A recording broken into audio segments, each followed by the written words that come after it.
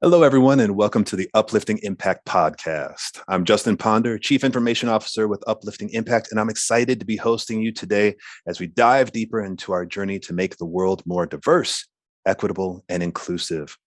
Today, I'm very excited to be talking with Jeff Joseph. Jeff Joseph is president of the Software and Information Industry Association. Prior to joining SIIA, Joseph was founder and CEO of Starlight Public Affairs, a strategic communications firm. Joseph also served as Senior Vice President of Communications and Strategic Relationships for the Consumer Technology Association. In his free time, Joseph finds joy in spending time with his wife, Lisa, and their two daughters. He also enjoys working out, viewing sports, discovering new music, discussing politics, playing guitar, cooking, and traveling. He also serves on the boards of several nonprofits. Joseph is a 1986 graduate of Princeton University, where he received a bachelor's degree in religion.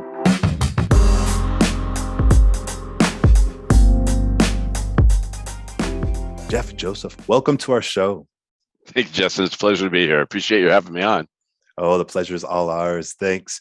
So to start off, can you share with our listeners what digital equity is and its importance in organizations big and small? Yeah, well, thanks for the setup. So I think digital equity is really about just trying to address some of the issues that occur in the offline world in the digital world. For too long, the underlying inequities, the racial biases, discrimination, have plagued communities around the world, and from our perspective, denying too many the opportunity to engage in and reap the benefits of the innovation economy. So when we talk about digital equity, it's really about ensuring equity of access in the development and the application of technologies and the services themselves. In some cases, we see digital services carry the biases of either unconscious or conscious of its creators, implementers. I'm sure you've heard stories about AI being misused or turning violently racist, right? Yeah, it's crazy, right? And that's about it's not the technology itself; it's what goes in. There's an old saw in software development that garbage in, garbage out. Well, the same is true when it comes to developing databases or bases of data, sources of data for these technologies and services. So we want to make sure that we do the best we can to remove those biases. So that's sort of one piece, and the other is simply increasing access to the services themselves. So whether that's through improving access to low-cost broadband, high-speed broadband, to the technologies itself, to understanding what does data privacy mean for me, and how can it benefit me, how can it hurt me as an underserved member of an underserved community. So that hopefully that gives some context around what we mean in the term digital equity. Absolutely. And we've heard quite a lot about the digital divide and how it has grown, especially during social distancing measures and the pandemic.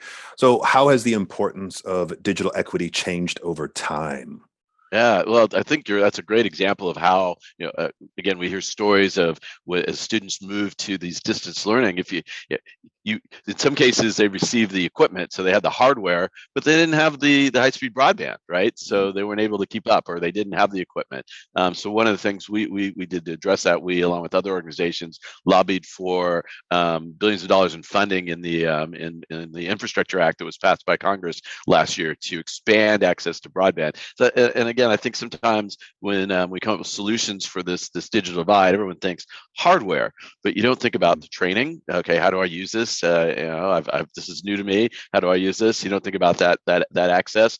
There's a group in Baltimore that did a fascinating study in inner city Baltimore where they took a look at high-speed broadband in the inner city. And they found that speeds were lower in many areas of the city, and they overlaid the map where they found lower speeds with an old map of housing redlining, and the maps almost exactly matched. So again, that sort of but the exclusion that occurred in the offline world in housing was occurring in the online world in terms of digital access. So again, that comes to this digital equity issue, and in terms of closing that digital divide, not just from a hardware, but from an access and speed, information on how to use these services, understanding some of these policy, larger debates, and how they may impact these communities. Yeah, and you mentioned even in your answer, like kind of the focus on racial segregation and how the digital divide happens along racial lines. But I imagine quite a lot of your work in digital equity also is along socioeconomic and regional lines. So the issues that might impact regarding digital equity, for example, Black youth in the inner city of Baltimore might similarly impact white people in rural areas. How do addressing those forms of digital inequity compare and contrast? Like, in other words, what are the things that are the same and ways of combating them or creating greater digital equity, but also how must things be different and kind of individuated for those very different populations? It's one of the great conundrums of contemporary society, isn't it? Yeah. That you have these two communities that are equally or relatively equally or disadvantaged, or maybe disadvantaged in some ways, but still disadvantaged. And yet we've been, they sort of pit against each other as opposed to, Yeah. imagine the political power if we could bring these people together where they have so much in interest. So, but it's a very insightful point. So when we talk about expanding access to low-cost broadband, I may talk about the inner city and communities of color because it's obviously, more familiar to me. But you're absolutely right that it impacts. It becomes much more socio-economic issue than built along ethnic definitions and the self-identification of ethnicity or race. So there is that.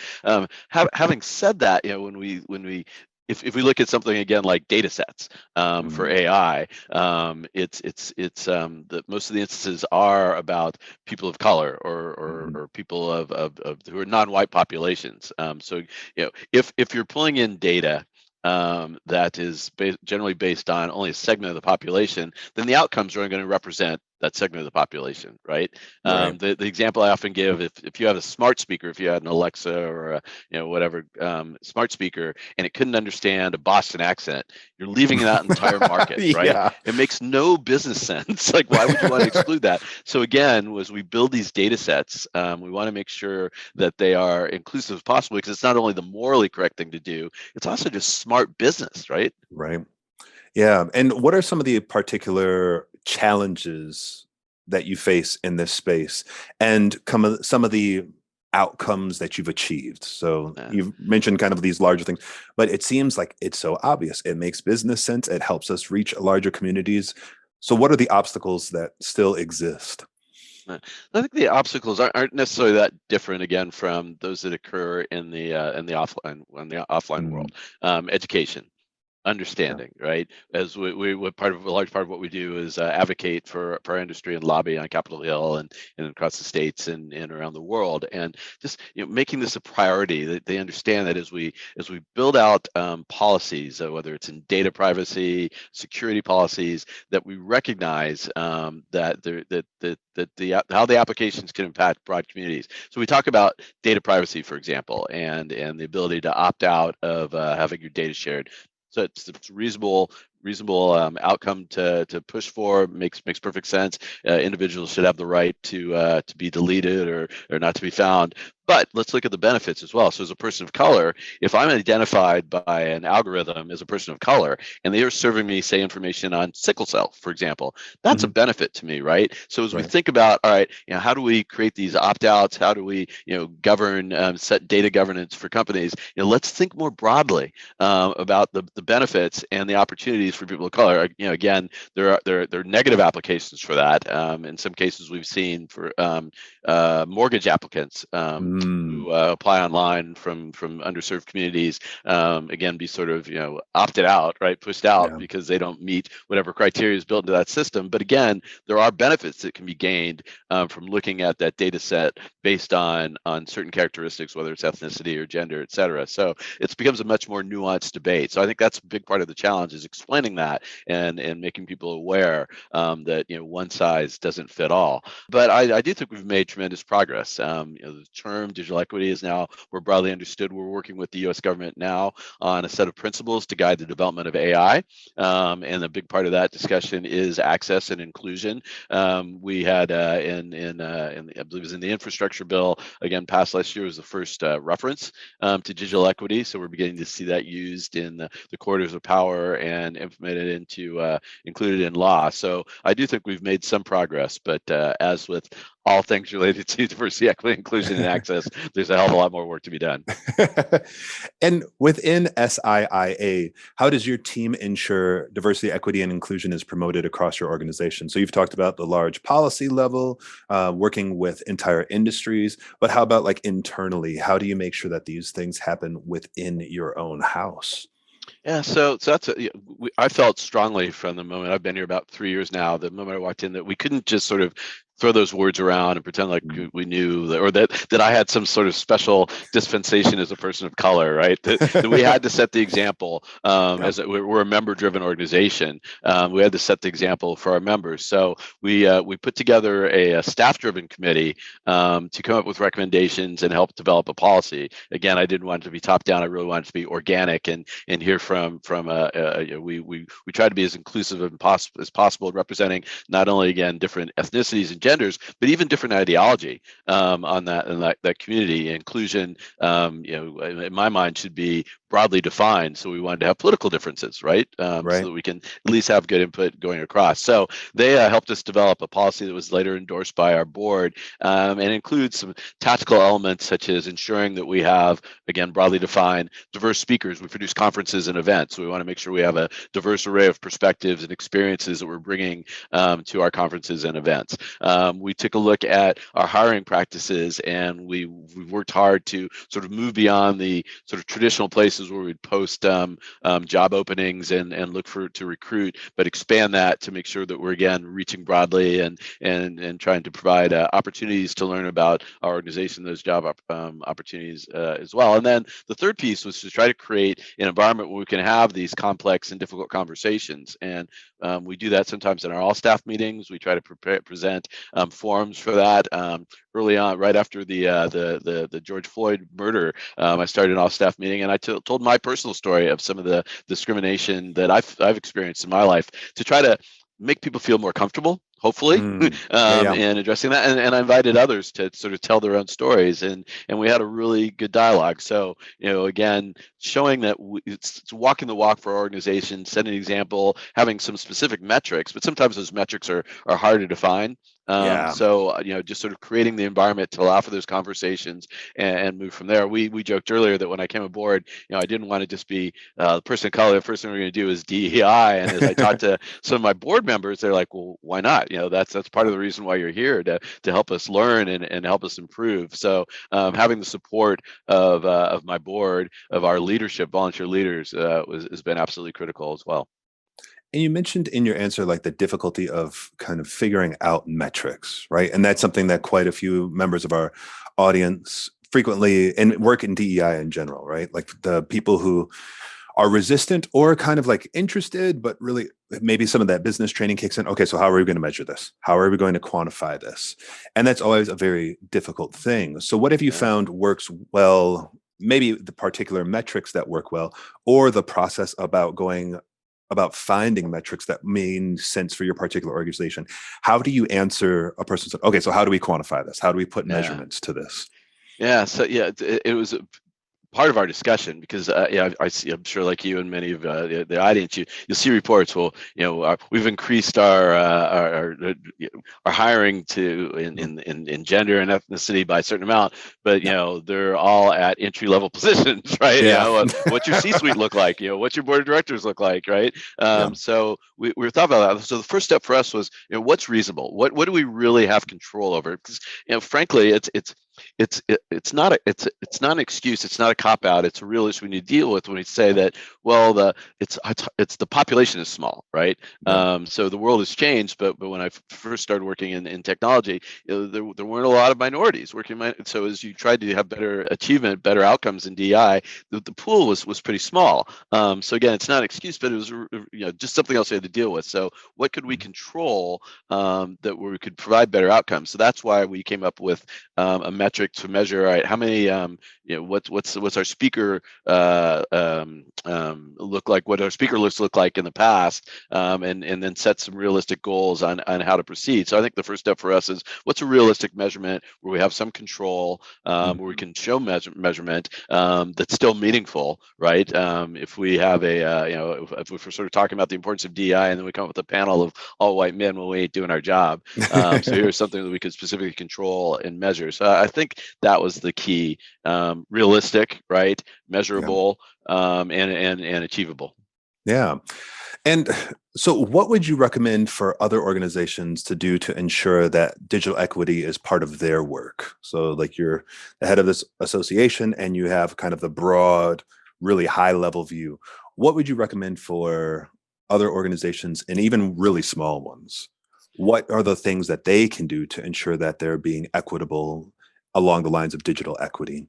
Yeah, so in terms of digital equity specifically, we're all dealing with data. Yeah. Every business is now a data, whether you're Joe's Pizza down the street, or or Google or Meta, we're all dealing with data. So again, taking a look at that, and is it, if you're making business decisions based on that data, is that data really clean? Is it really good? It's good. Is it truly representative, so you're making smart decisions that doesn't incorporate the biases, again, unconscious or conscious, that we may bring in? So I think that's certainly one piece of this.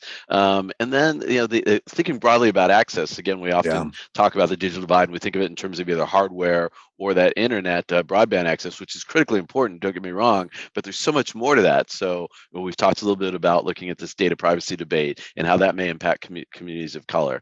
As we look at discussions around, even the discussions around these large tech giants, and competition, what does that mean for minority businesses who've been able to do well, right, and expand their audiences because they've had these platforms? It's a balancing act. We need to make sure that they have equal access, obviously, but if we squeeze too tight and on these large platforms that have provided opportunities for so many, then what are we doing? We're eliminating, again, the benefits of what they bring, of some of these platforms. So I think, again, thinking broadly about the services we provide, how we may participate in the public debate and the policy debate, and then the final thing that I always come back to is conversation. Right. We are all smarter for having broader conversations and truly listening. And it's not just incumbent upon the majority community. It's incumbent upon us as underrepresented communities to hear their views and to truly listen, because only then can we identify the true problem and come up with common language, right? That we can lead with a carrot or a stick. And in my experience, trying to lead with that carrot and show their self-interest, but understanding where they're coming from is critically important. All right. So for a lighter question, I know in your bio you mentioned joy with Lisa and your two daughters and all sorts of other things, working out, viewing sports. But what's bringing you joy today? Oh, today, man. Well, right now, lately. What's bringing you joy lately? Speaking to you, talking to you. No, if you told me, and this is going to sound corny, but if you told me when I was in my 20s how much I enjoy building a family and having a family, I would have been like, yeah, whatever. It's been such a incredible journey. I've not made a lot of smart decisions in my life, but picking my wife was certainly an habit. Since she was one. I've got two amazing daughters who are both now in college, who are just outstanding young people, contributing to the world and to the values that I was taught by my parents and grandparents. I see them continue, and recognizing that the world is much bigger than just the two of them, and there's their own personal interests, has been amazing. So I think that and then, to be completely crass, is I'm a huge March Madness fan, and though neither my Badgers, my Hoyas, or my Princeton Tigers made it, it's still fun. So I'm looking forward to this weekend, and that brings me joy. All right. Well, thank you very much for sharing all this with us. How can our listeners continue to stay in touch with you? Yeah, so you can feel free to follow me on Twitter. I'm at J.A. Joseph on Twitter. Look up my LinkedIn profile, and our organization is SIIA.net. We're launching it within the next few weeks, hopefully, a specific DEI section of our website that will talk more about digital equity. We provide resources for our members and links to learn about workforce development and terminology and holding challenging conversations in the organization, and a definition of terms, because it's important that we speak the same language, right? Like, Yeah. when I talk about equity and you talk about equity, we want to make sure that we're using the same language. We have a similar understanding of what those terms mean. So please come visit our page and let us know what you think. All right. Jeff Joseph, thank you very much for spending your time with us. Thank you very much for having me. And we're so glad to all of you who tuned in to this week's episode of the Uplifting Impact podcast. And we need more people like you to help us uplift the impact. In order to do so, please be sure to share this episode, comment on it by going to our website at upliftingimpact.com, or provide your thoughts directly to us through LinkedIn at Uplifting Impact, Justin Ponder, or Deanna Singh. And until next week, keep uplifting the impact.